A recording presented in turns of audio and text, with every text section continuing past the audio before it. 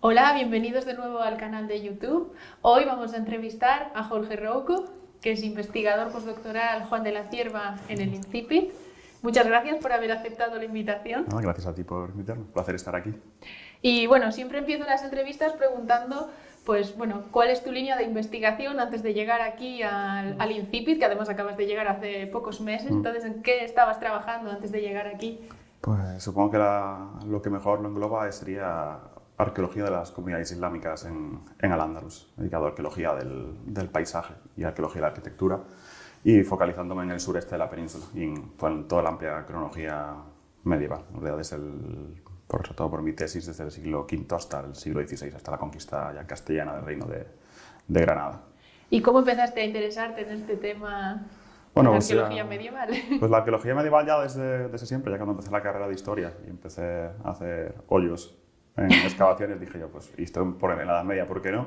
Y luego ya me fui a Granada a hacer el máster de arqueología porque era una de las zonas con más tradición en España de arqueología medieval, y ahí ya me engañaron para que me quedase estudiando la parte islámica. Así que pues ya ahí la tesis y al final he echado entre tonterías pues ya 7 años excavando Pues ahí sí. arqueología andalusí. Y ahora, bueno, no estás trabajando sobre Al-Ándalus, has cambiado de zona de estudio, que yo sepa, te has ido hacia África. ¿Nos puedes contar un poco de ese cambio radical que has hecho de zona de estudio? Bueno, radical en área, Sí, en área. no tanto en cronología ni en tal, porque sí, aquí he venido al proyecto Steinhort, que se centra en el estudio de la islamización y los cambios de la construcción de los estados islámicos en el Cuerno de África. Estamos trabajando principalmente en Djibouti, Somalilandia y Etiopía. Y sí, el marco cronológico aquí ya va a partir del siglo XII, que es el momento en que se produce allí la expansión del Islam. Pero al final el cambio más radical es el geográfico. Entonces, sí sigo, a nivel metodológico, sí sigo aplicando igual la arqueología del paisaje, la arqueología y de la arquitectura, pero es cierto que la cultura material allí cambia bastante porque no es lo mismo el sustrato sobre el que se islamiza la península ibérica, con población hispano-visigoda, la zona del Cuerno de África, que son en buena parte grupos nómadas, Sí. con todo lo que eso conlleva en la cultura. Así que ha sido un poco así, pero bueno, eso fue, ¿verdad? Jorge Torres, el líder del proyecto, fue el que me contactó porque estaba interesado en el trabajo. El proyecto me pareció bastante interesante y dije yo, pues estaría bastante curioso comparar otros contextos, a ver cómo se produce y qué diferencias hay, porque al final cómo se islamiza y cómo cambias en la cultura material es uno de los debates más candentes y largos que hay en el Andalus, desde los inicios de los 80 de la disciplina, y está bastante bien moverse y ver el foco de cómo pasa en otros sitios para ver que no hay un único proceso hegemónico en cómo se Sí. islamiza y cómo cambia la cultura.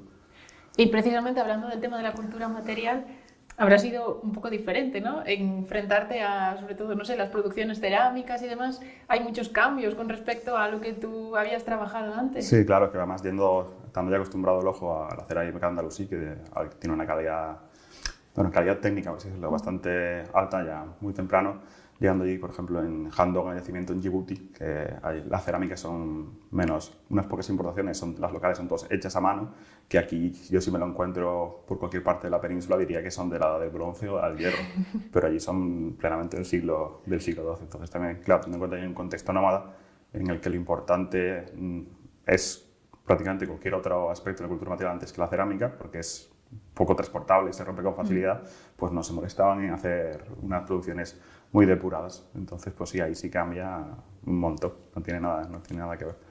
Y un tema sobre el que he visto que has publicado también bastante, que es el tema de las fortificaciones en época medieval.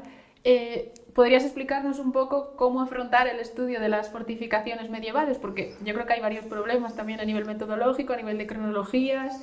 Y bueno, ¿cómo te enfrentas tú al estudio de las fortificaciones? Bueno, el problema de las fortificaciones o de los castillos, las dos bandas, sea por la parte de sociedad feudal o andalusí, es primero hay que quitarse las gafas de esto solo militar, Sí. porque en los dos lados tienen importantes funciones, sean como las de política de un poder privado en el mundo feudal, o como pasa en Al-Ándalus, que las fortificaciones son todas públicas y tienen derecho toda la población a protegerse en ella.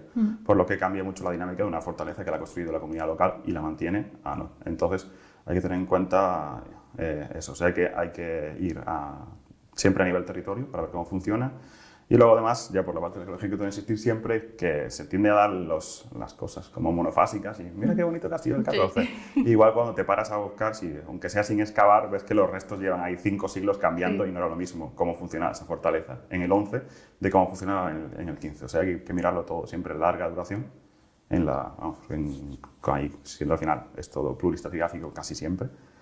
Y siempre pues eso, en relación con el poblamiento y los sistemas productivos del territorio, porque si no, si lo coges solo con pinzas, sí, lo vas a seguir viendo como un castillo militar y ya está. Y no vas a entender ni cómo funciona ni cómo sirve a nivel social esa fortificación. Sí, es que es verdad que además el tema de las fortificaciones, eso que no solo está relacionado con el tema militar, claro, y que también hay muchos problemas incluso para determinar a nivel de las élites, qué son las élites, qué élites sí, o incluso qué es un castillo. Eso es, incluso qué es un castillo. Sí, porque hay fortificaciones que son casi de todo menos militares. Sí.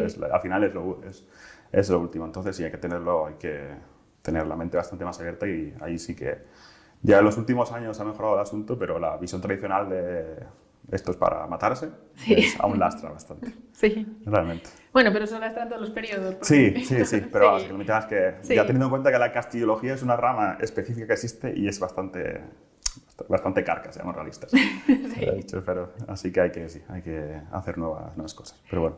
Y precisamente hablando de nuevas cosas, a nivel de humanidades digitales, ¿qué técnicas o qué herramientas utilizas más, ya no solo para el estudio de las fortificaciones, sino a nivel general de tus investigaciones? Bueno, pues me da unas pocas, porque al final es una buena parte de la base técnica de mi metodología habitual, porque sé tanto para el paisaje a nivel de teledetección, el uso de drones, de satélite, de LiDAR, integrar todos esos datos en sistemas de información geográfica, análisis espaciales. Y a nivel de yacimiento, pues ya todo lo que he hecho siempre va con documentación tridimensional, o sea que así la base de la documentación que hago es siempre pues, entraría dentro de las humanidades digitales. Sí. O sea que ya creo que a este punto ya no sería capaz de trabajar en arqueología sin aplicarlas. Sí, bueno, yo tampoco. Bueno, claro, igual que la mayor parte de gente, porque al final ya es una cosa que sí ha venido para quedarse. Sí. Y al final buena parte una de mis líneas de investigación son ya más las producciones, la investigación metodológica y técnica de documentación gráfica. De hecho, que creo que he publicado más de eso que de cosas estrictamente arqueológicas, históricas de interpretación. Bueno, pero yo creo que es una parte muy importante porque además últimamente parece que hay no sé, una fiebre por publicar resultados, pero al final también es importante el tema de la metodología, de las técnicas y por qué usamos una técnica y sobre todo a nivel de debate de la técnica aplicada a arqueología, porque normalmente siempre estamos cogiendo técnicas de otros lados, porque por ejemplo, documentación gráfica al final la mayor parte de los que lo hacen o son los propios informáticos de tal software o sobre todo gente acostumbrada a hacer levantamientos topográficos y arquitectos. Y no es exactamente lo mismo lo que buscan ellos que lo que buscamos nosotros. Entonces creo que es importante la reflexión aplicada a la arqueología. También es verdad que hay también la fiebre de poner etiquetas de ser modernos, de humanidades digitales y demás, y hay veces que se utiliza por utilizar solo en plan de sin que realmente responda ni sea para resolver ninguna problemática ni para buscar más información o resolver una pregunta de investigación. Entonces, usar por usar, pero no has aportado nada nuevo. Entonces, también hay que intentar evitar eso. Usarlo sí porque es útil, pero pensando en por qué y para qué. Sí, con un sentido, claro, porque podemos usar todas las técnicas del mundo, pero hay que tener... en plan de a ver qué sale, pero si pruebas así, pues probablemente no salga lo que te viene que salir o lo que tú busques. Es que por eso sí que ahí sí es fundamental. Bueno, ya para terminar, ¿cómo se plantea el futuro de Jorge Rouco? Bueno, ¿qué perspectivas tienes estos meses aquí en el INCIPI? Pues de momento sobrevivir a estudiar en África, eso siempre es importante. Y nada, sí, pues ya está, resentándome en el nuevo periodo, sí. Sigo trabajando en Al-Ándalus y sigo explorando nuevas líneas, pero así que en principio yo aquí, convenciéndome a estudiar otros islams, así, y en verdad a lo que surja. Así que probablemente los próximos años toquen ser buen arqueólogo de sociedades islámicas. Pues muy interesante, muchas gracias Jorge por estos minutos y nada, muchas gracias a vosotros por seguirnos y por ver las entrevistas y nos vemos en el próximo vídeo.